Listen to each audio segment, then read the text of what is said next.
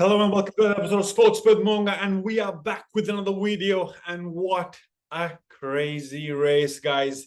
Absolute madness at the Italian Grand Prix at Monza. It's been world-class, epic battles all around, and it just becomes mouth-watering every time you feel that this Formula One race, or like this Formula One race, is going to be boring because McLaren is dominant.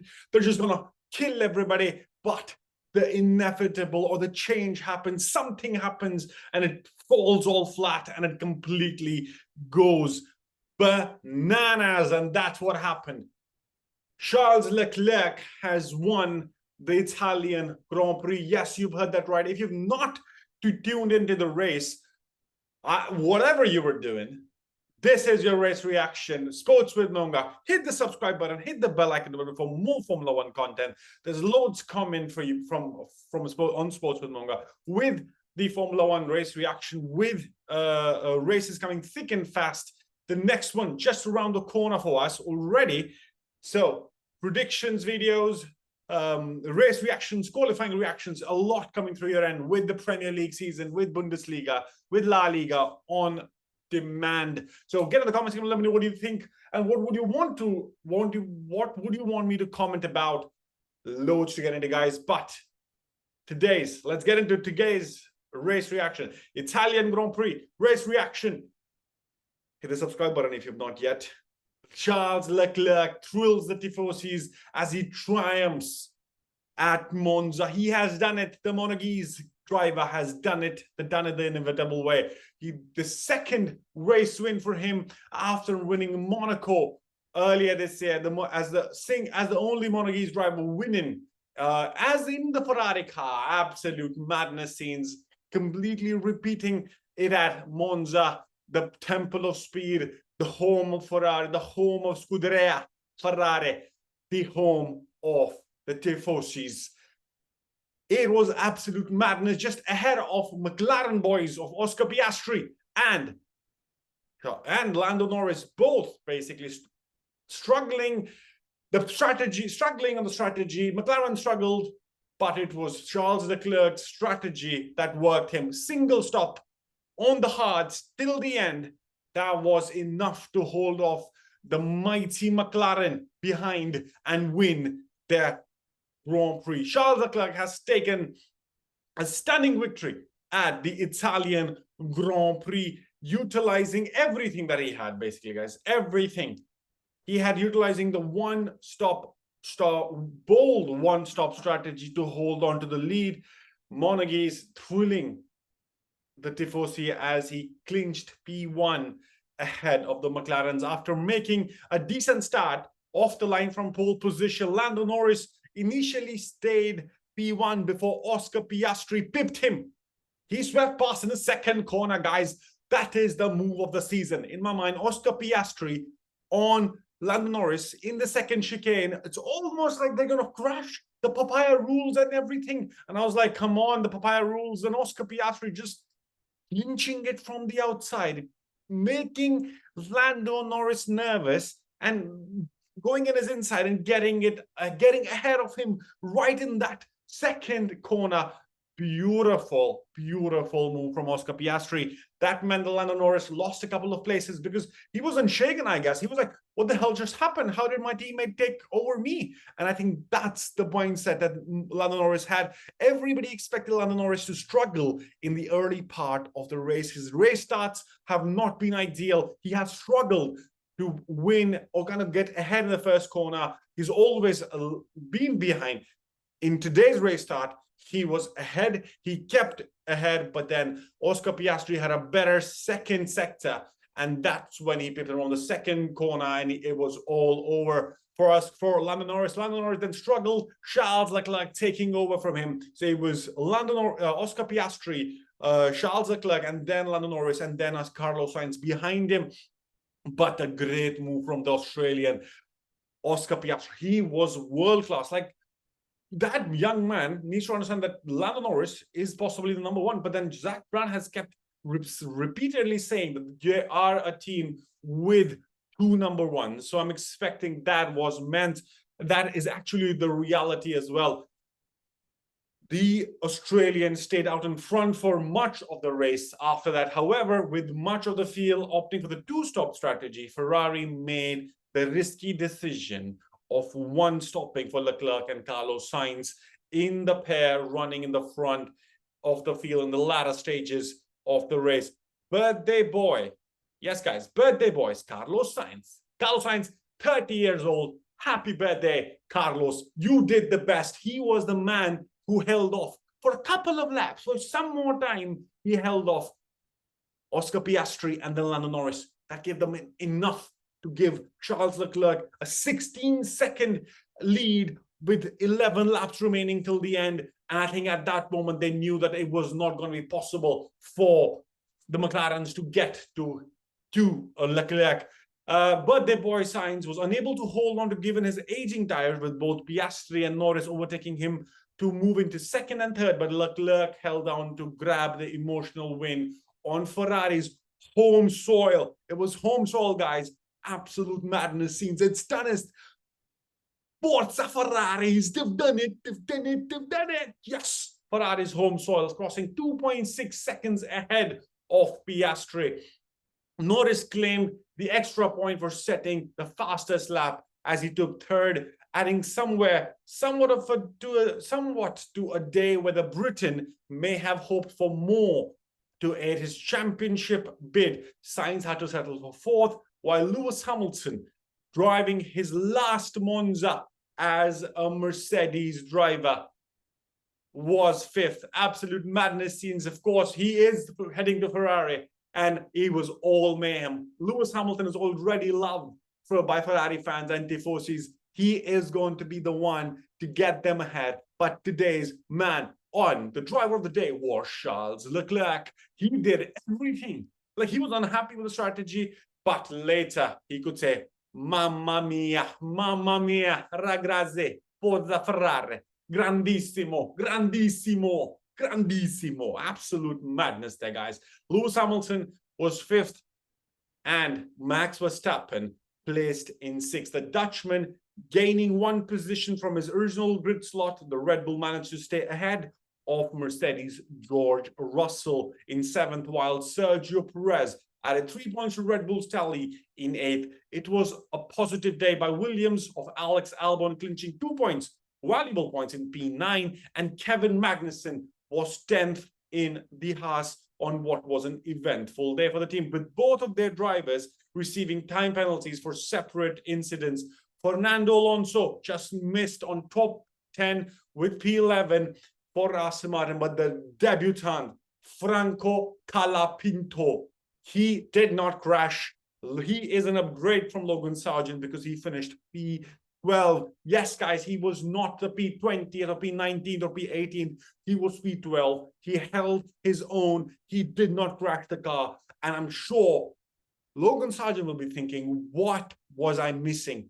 What can Franco Colapinto do on his debut that I could not do in 2.5 years in my time in Williams?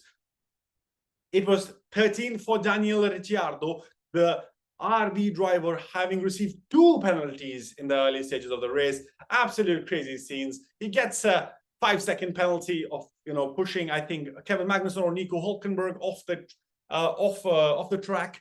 He comes into the pit stop to serve that penalty, but the mistake by the mechanic, the front right mechanic, touched the wing. Oh, he was in agony, guys. He was in agony. Like, you have fucked up. It's like the car came in, but habit and like just that feel of like, I need to touch the car to make the moves, because they are high performing athletes, even in the pit crew, guys. They're not people, they're high on adrenaline. They need to execute, and he just touched the car in the wing and he knew he had fucked up. He had to serve a 10-second penalty after that. But then Daniel Ricciardo finishing P13. Esteban Ocon was the lead Alpine in 14, putting him ahead of the team of his teammate Pierre Gasly in 15th. Valtteri Bottas followed Kik Sauber 16th. Nico Hülkenberg ended his day with a P17, while Zhou Guanyu was 18th for Kik Sauber, and Lance Stroll was the last classified runner for Aston Martin. Yuki Tsunoda was the sole retiree of that race. having retired his RB following collision with Hülkenberg. Yes, guys, Hülkenberg got the he crashed into him. Like he absolutely crashed into him on, I think it was like the 8th or 6th lap. Hülkenberg crashed into the RB car of Yuki Tsunoda, and I think it was game done and match. Yuki had been struggling the entire weekend, but it just went from bad to worse for Yuki in that moment. Some more breaking news coming in, guys. Magnussen has been banned for Azerbaijan Grand Prix after being penalized for Gasly clash in Monza. Haas driver Kevin Magnussen has been hit with 1 race ban after penalized for clashing with Alpine rival Pierre Gasly during the Italian Grand Prix, with the penalty points received tipping him over the limit for the season. It was an eventful race for the Haas at Monza, as Nico Hülkenberg was handed a 10-second penalty after crashing into Yuki Tsunoda before Magnussen later received the same punishment for his incident. The Dane had tried to overtake Alpine down the inside on turn 4. In their verdict, the stewards felt that Magnussen was wholly to blame for this, having deemed responsible. Despite scoring points by crossing the line at P10, Magnussen's penalty means that he has received an additional 2 penalty points on his license. This takes his total to 12, and should a driver reach a total of 12 penalty points over a 12-month period, they will be issued 1 race ban. It is madness. It's going to be interesting who gets into that Haas car. I think it's going to be Oliver Behrman who gets into that second Haas in Azerbaijan, in Baku, and the rest in the coming Grand Prix. But absolute madness scenes, guys. Leclerc doing the duty. Let's go over this. Let's just kind of go over what happened eventually. Charles Leclerc, the Tifosis have done it. He won the race. He was not expected to win the race, but if you go back to my prediction, my crazy prediction video, which I'm going to go now and check what I actually wrote. If you've not seen my crazy predictions, guys, you should see my crazy predictions, because I predicted.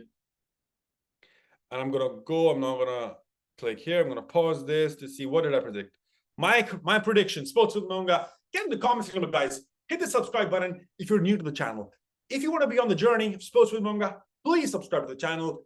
My biggest surprise, biggest flop was Esteban Ocon. He was not the biggest flop. It was Yuki Tsunoda who had to retire. Biggest surprise, Max Verstappen wins the Italian Grand Prix. That didn't happen. Crazy prediction. Charles Leclerc wins the Italian Grand Prix. Oh my God, guys. I got this one right. I'm so proud of myself. I did it, and Charles Leclerc did it. He made my crazy prediction the reality. Absolute madness there. My podium predictions were Lando Norris P1, P2 to Oscar, and George Russell in P3. I'm happy I got at least Lando on Oscar on the podium, but my crazy prediction got it right. So if you want to be enjoying this, guys, hit the subscribe button, hit the bell icon, hit the bell icon for more content, and get in the comments and let me know what did you think about this race.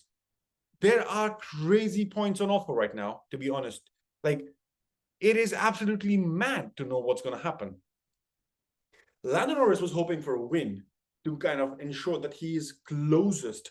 The gap is down to 62 points now. Max Verstappen is 303.